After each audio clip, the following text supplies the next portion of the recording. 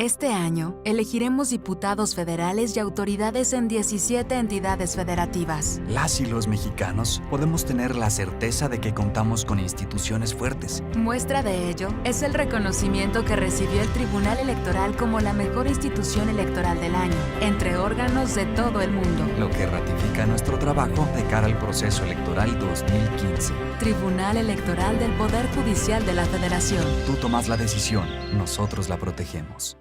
La democracia es cuestión de todos los días y de todos los ciudadanos, de grandes y pequeñas decisiones. En el Tribunal Electoral trabajamos para que tu voz sea respetada. Resolvemos a favor de la igualdad política entre mujeres y hombres. Defendemos las decisiones que toman con autonomía los pueblos y comunidades indígenas. Nuestras sentencias garantizan el respeto a tus derechos político-electorales, consolidan nuestra democracia. Tribunal Electoral del Poder Judicial de la Federación. Tú tomas la decisión. Nosotros la protegemos. En el Tribunal Electoral protegemos los derechos político-electorales de las y los mexicanos. En los últimos 3 años atendimos más de 60,000 asuntos, 8 de cada 10 interpuestos por ciudadanos, y en este año resueltos en apenas 11 días. Trabajamos por la igualdad entre mujeres y hombres y por la autonomía de los pueblos y comunidades indígenas. Somos referencia para tribunales locales y extranjeros. Tribunal Electoral del Poder Judicial de la Federación. Tú tomas la decisión, nosotros la protegemos.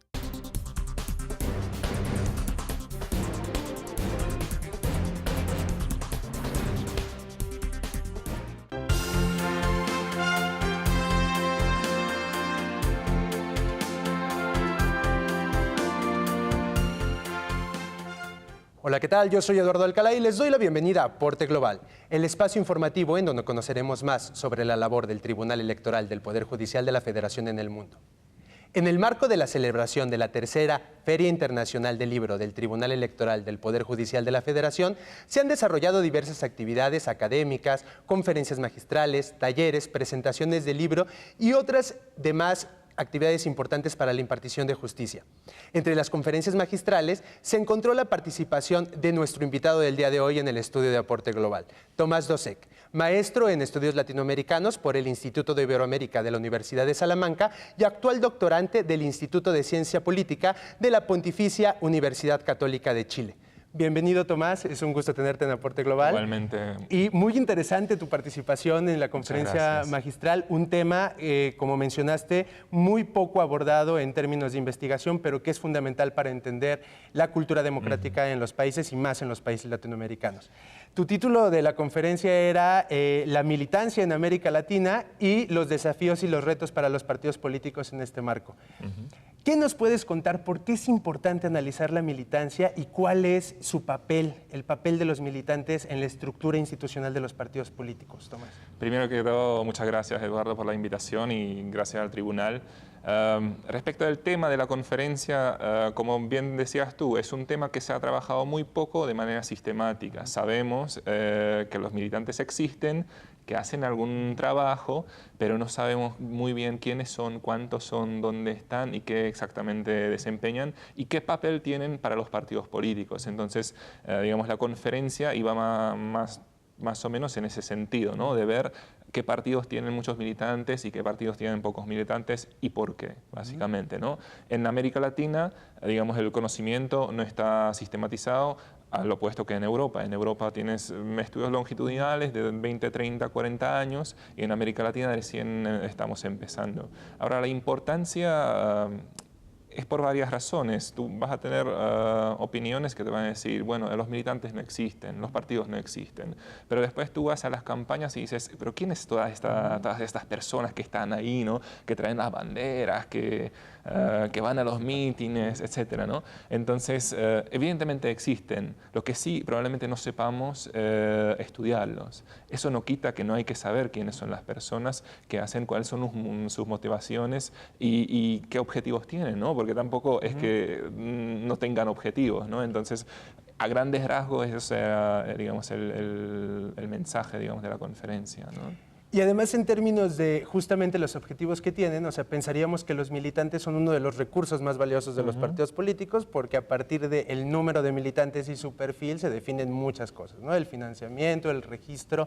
Entonces, ¿cuáles son los pasos que se han estado abordando para analizar la militancia en América Latina? Que es el trabajo que tú has estado desempeñando. ¿Qué nos puedes contar sobre tu investigación? Claro, como es una agenda incipiente, digamos, yo primero recogí los números que existían, que estaban disponibles. Ahí una cosa interesante es que los números no siempre están disponibles. Entonces tú tienes básicamente 3 fuentes de datos. Son los organismos electorales, los oficiales que están publicados online y tú los puedes descargar y consultar. Aparecen los nombres, aparecen desagregados por partido. Entonces eso es una buena fuente de información. Y por otro lado, tienes información que sale en la prensa, que se basa en la información oficial.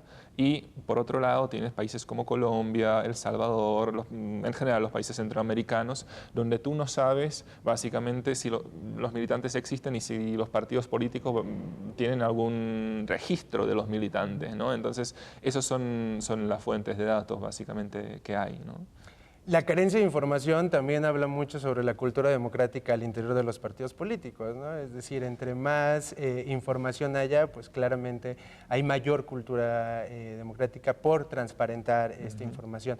Al respecto de esto, ¿qué pasa con los padrones de militantes en América Latina? Porque es todo un tema que puede volverse escabroso cuando uno empieza a indagar sobre si son reales, si no son reales, ¿qué es lo que sucede? Efectivamente, digamos, el sentido común es que los padrones no son fieles, no podemos creer, pero igual existen y los partidos tienen algunas estimaciones. Las estimaciones de los partidos son normalmente inflados y son mucho más que las cifras oficiales, mucho mayores. Ahora, ver cuál es el objetivo de tener la información que probablemente no sea cierta es interesante preguntarse. Probablemente exista una dimensión simbólica, es decir, mostrar el poder del partido en términos de tamaño del partido. Entonces, si mi objetivo es tener 10 millones de militantes, eso dice algo. Yo soy un buen partido, un gran partido, un partido con llegada a las personas y eso te da una ventaja psicológica, si quieres, a la hora de la campaña, a la hora de las elecciones, de mostrarse como líder, como un gran partido con una estructura territorialmente presente, ¿no? Entonces, yo creo que esta motivación siempre está ahí presente. Pero también es cierto que hay partidos que probablemente tengan los militantes que ellos ponen y que ellos, digamos, ponen los datos ante los organismos electorales, ¿no? Y hay muchos partidos de esta naturaleza, el Frente Amplio, los partidos chilenos, los partidos mexicanos, que, viste, acá en México el control sobre los padrones es muy estricto, digamos. En Brasil también, ¿no? En Brasil, por ejemplo, el procedimiento del registro de los militantes es muy, muy estricto. Entonces, de alguna manera, en algunos países más, en otros países menos, los números sí reflejan la realidad. A mí como ciudadano, ¿por qué me interesaría militar en un partido político? ¿O cuál fue la lógica, la parte más orgánica de ser militante, y particularmente en los contextos latinoamericanos? Y particularmente otra vez en el contexto de falta de credibilidad por parte de los ciudadanos hacia los partidos políticos, ¿por qué me interesaría militar? Efectivamente, déjame darle la vuelta a la pregunta. ¿Por qué los partidos quieren tener militantes?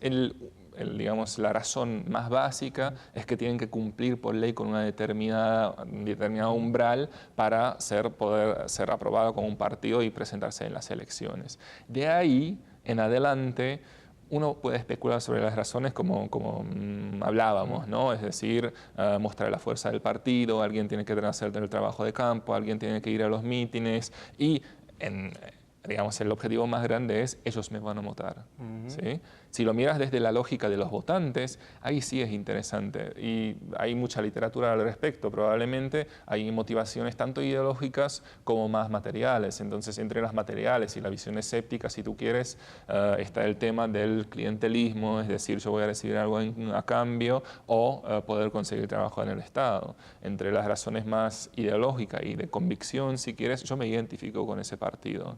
Ok, el partido, digamos, los partidos están y van a estar. son el mal menor si quieres, pero van a estar. Algunos están mejor, algunos están peor.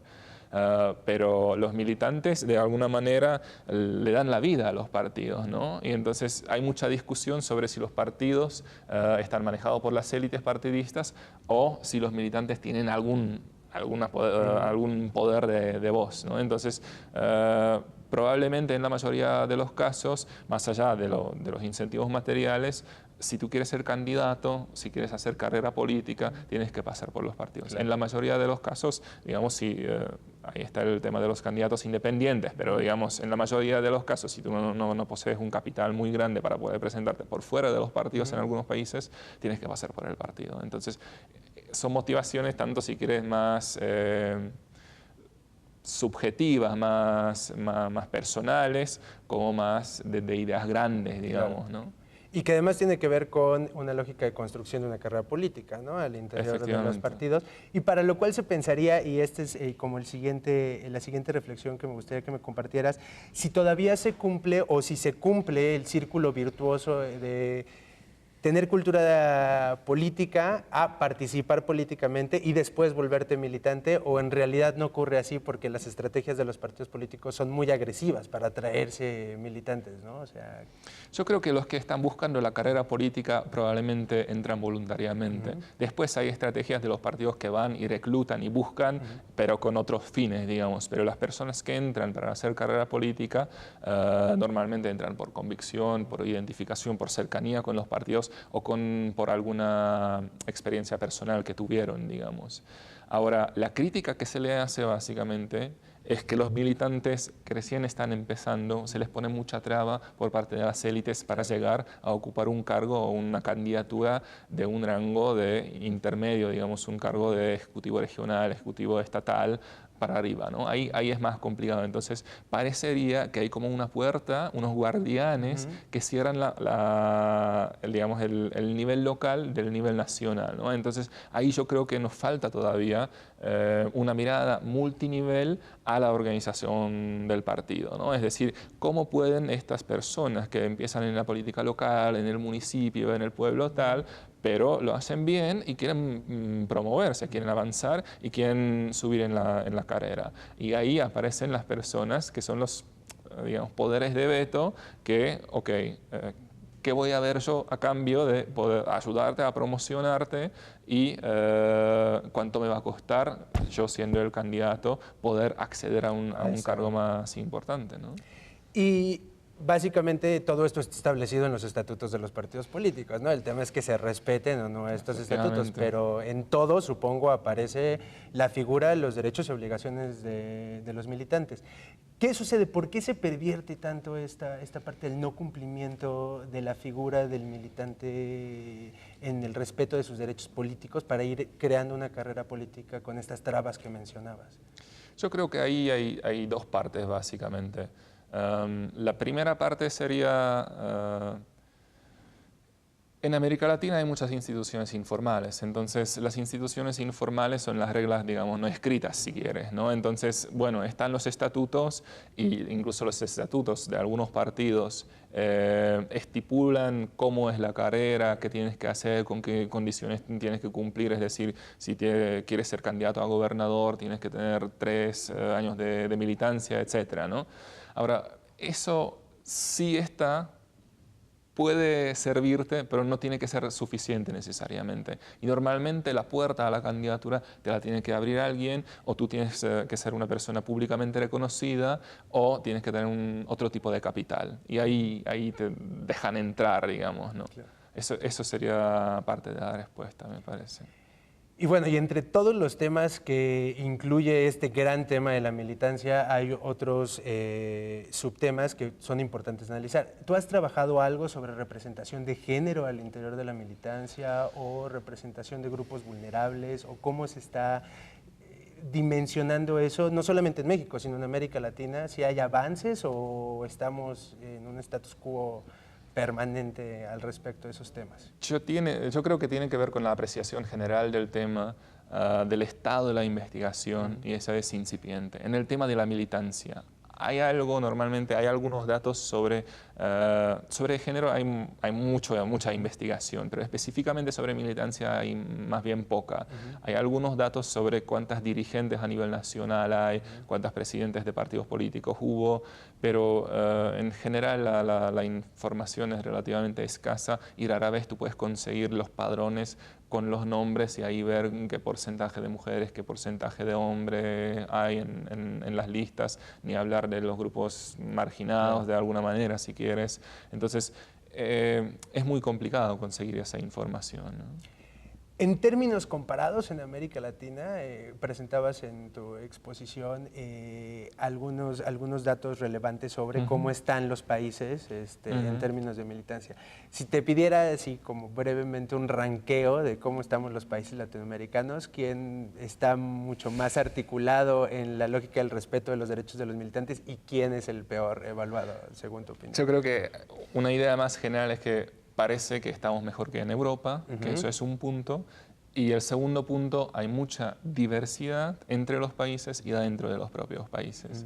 Ahora, si me pides específicamente los países, yo creo que, y eso es por la propia dinámica, hay problemas en Chile y en Perú, donde los partidos, digamos, son más elitistas, más difíciles es el acceso para los militantes a las candidaturas, como hablábamos. En Perú está todo el tema de que los partidos centrales no existen, los padrones son inventados, la gente no sabe que está en los padrones. Y después, como mencionaba en la conferencia, tienes países como Bolivia y Ecuador, donde tienes algunos partidos, pero la mayoría más bien tiene tantos militantes para cumplir con la exigencia legal. Y después tienes el movimiento al socialismo en Bolivia o Alianza País en Ecuador, donde, digamos, el umbral se supera con bastante margen y ahí sí que puedes ver que hay una estrategia deliberada de buscar a los militantes. Eso sería un grupo de países, estos cuatro. Y el otro grupo sería, y ahí hay mucha diversidad, ¿no? Tienes países como Argentina, donde los especialistas en Argentina te van a decir, bueno, pero los padrones no están depurados, hay personas que fallecieron, hay doble militancia. Lo mismo pasa en Paraguay, por ejemplo, pero en Paraguay hay una cultura militante muy fuerte, ¿no? Uno se traslada entre generaciones, por ejemplo. Claro. Después tienes el caso de Brasil, donde el proceso es muy estricto, entonces los números relativamente deberían responder a la realidad, pero normalmente esa realidad se limita a las elecciones, al periodo de las campañas, claro. Y ahí se está buscando a los militantes. Y después hay casos quizá sorpresivos para alguien como República Dominicana, donde según algunas estimaciones hasta 40% del electorado son militantes, o Panamá, donde asciende hasta 50%. Ahora tú puedes dudar la calidad del militante o qué es lo que está efectivamente haciendo y cuáles son las motivaciones, pero en términos, digamos, de números, son países que tienen alto porcentaje de militantes, por lo menos formalmente. Ahorita mencionabas que estamos mejor que en Europa. ¿Por qué? ¿Qué está ocurriendo allá? ¿O cuál es lo que nos hace haber avanzado o transitado hacia un proceso de mayor respeto a los derechos de los militantes? Esa es una buena pregunta. En Europa, digamos, hace 20 años hay una tendencia hacia declive y el porcentaje promedio en los países europeos, el dato que se pone es 5% sobre el total del padrón electoral, es decir, sobre todos los votantes, personas mayores de 18 años normalmente. Ahora, ¿qué es lo que está pasando?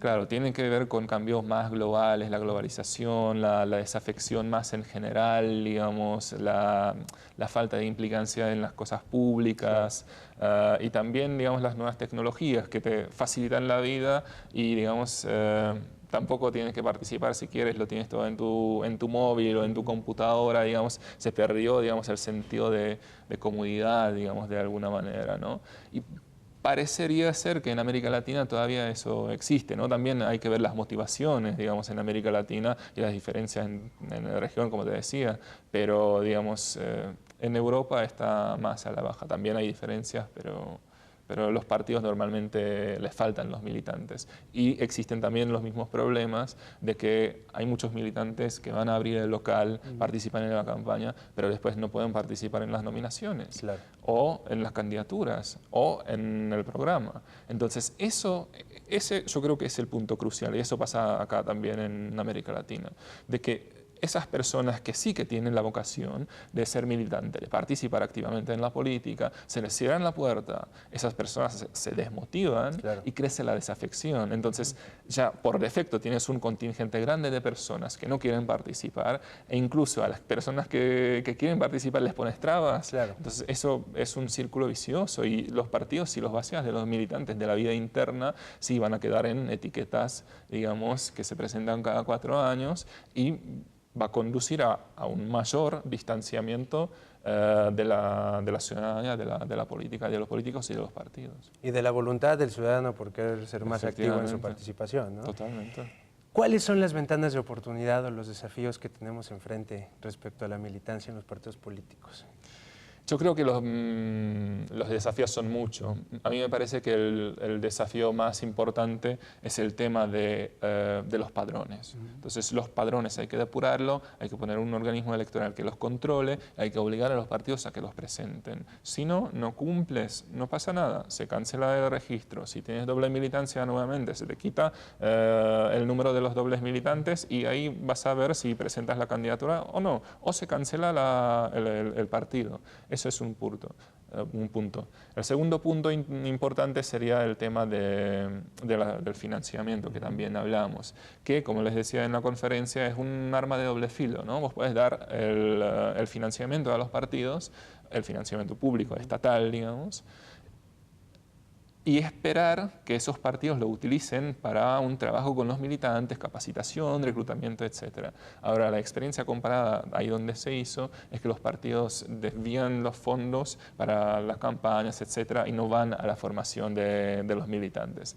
Entonces, en los países donde no lo tienes el financiamiento, sí están pidiendo para poder crear el partido. Entonces, es discutible, ¿no? Pero yo creo que el financiamiento público a los partidos sí debería haber, pero debería estar condicionada, por lo menos en parte, a dónde destinas los fondos. Y una parte importante debería ir al trabajo con la militancia, porque al final la militancia, y que no lo dijimos al principio, es es una cadena entre el ciudadano de a pie y los políticos. Si vos perdés o rompes esa cadena, efectivamente vas a tener, las demandas no se cumplen, los políticos van por su lado, los programas, las preferencias no responden a lo que quieren los ciudadanos. Entonces, tradicionalmente la visión era que los militantes cumplían ese rol. Si no lo tienes, probablemente vas a tener un problema en el sistema, en los partidos políticos y en el sistema también. Son como un mecanismo de comunicación, ¿no? O sea, al final del día, lo que lubrica esta comunicación político-ciudadano, y por eso es como importante analizar cuáles han sido buenas prácticas o experiencias exitosas. ¿Has analizado alguna estrategia que se haya desarrollado en algún país para mejorar la calidad de la participación de los militantes y su estadía dentro de los partidos políticos? La verdad, mi visión en ese punto es más bien pesimista. O sea, no hay tantas buenas experiencias, si quieres. Lo que sí hay son estrategias deliberadas, como hablábamos, de reclutamiento de personas, de nuevos militantes. Eso sí hay, y eso hay incluso fuera de las elecciones. Entonces, parecería ser que hay un motivo detrás que va más allá del cálculo electoral y del cumplir con la exigencia legal. Después hay un tema que tiene que ver con la cooperación internacional, es que también los organismos internacionales pueden fomentar, digamos, de alguna manera, programas de capacitaciones, entrenamiento, reclutamiento, y así ayudar a los partidos. Pero si me preguntas por experiencia particular, no te sabría decir, porque no sé si la hay, de hecho, digamos. Claro. ¿Algún comentario adicional que tú veas que es importante que el público de Aporte Global se lleve sobre este tema de la militancia y que básicamente no haga únicamente participar en un partido político por el hecho de participar, sino lo que hablábamos es que tengamos una buena calidad de militantes, ¿no? O sea, que efectivamente hagan esta labor de transmisión de información, de medio de comunicación entre ciudadanía y partidos políticos? ¿Algo más que nos quieras compartir al respecto? Yo creo que hay dos puntos. Uno, si quieres, más académico, y eso es, hay que establecer esa agenda de investigación y hay que estudiarlos. Hay que saber más sobre este tema, porque no sabemos quiénes son y por qué no quieren participar. Eso es, digamos, la parte más académica, si quieres. La parte más de civil, digamos, si quieres, es Bueno, los partidos son lo que son y es nuestra tarea también contribuir y participar, ¿no? Porque al final los militantes son posiblemente los futuros candidatos y, como decíamos, ¿no? El punto más crucial es la cadena de las demandas, de representación de las demandas locales. Claro. Entonces, ahí, digamos, tienen un papel fundamental en ese sentido. Perfecto, pues muchísimas gracias por la claridad en la exposición de tus respuestas y te agradecemos también la participación de tu conferencia magistral en la Feria Internacional del Libro del Tribunal Electoral. Y en próximas emisiones les estaremos compartiendo más experiencias que nuestro órgano jurisdiccional ha desarrollado en el ámbito internacional y los invitamos a que nos acompañen en Aporte Global, que se transmite por Plataforma Electoral, el canal de televisión por Internet del Tribunal Electoral del Poder Judicial de la Federación, donde tú tienes mucho que ver.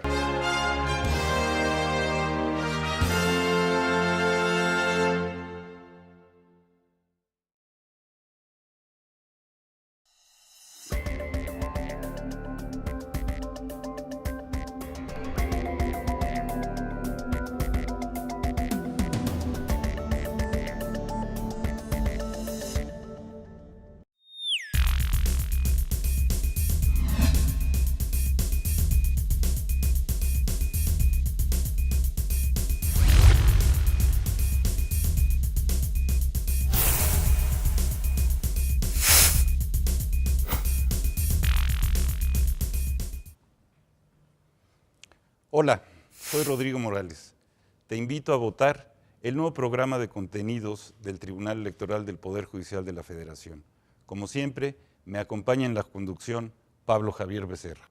En este espacio haremos el análisis del proceso electoral. Tendremos invitados, académicos, analistas y los titulares de las instituciones electorales que nos ayudarán a entender a los ciudadanos qué es lo que está ocurriendo a lo largo de las etapas de este proceso electoral.